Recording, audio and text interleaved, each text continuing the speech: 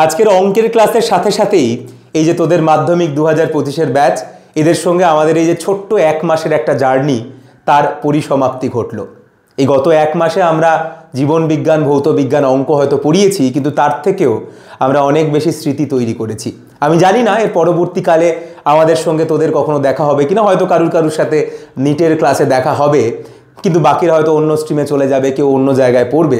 কিন্তু এই পৃথিবী যেহেতু খুব ছোট, আমি নিশ্চিত কোনো না কোনো দিন তোদের সঙ্গে দেখা হবে, এবং সেই দিন সামনে থেকে তোদের আমরা ফিডব্যাক নেব যে তোদের এই মাধ্যমিকের ক্লাসগুলো করে কেমন লেগেছিল।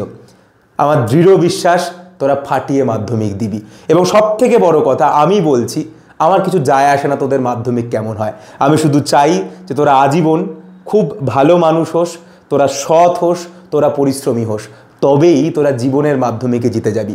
এই কয়েকটা দিন একটু বাইরের খাবার খাস না, যদি কারুর জ্বর, সর্দি, কাশি, চিকেন পক্স হয় তাদের থেকে একটু দূরে থাকিস, এবং যদি কেউ অসুস্থও থাকিস, ইভেন অনেক মেয়ের আমি জানি পিরিয়ডস চলবে, পেট ব্যথা হবে, তবে আমি সবাইকে বলছি তোরা দেখুন আমাদের ক্লাস করে নিয়েছিস, তোরা প্রত্যেকে সুপারম্যান, সুপার ওম্যান।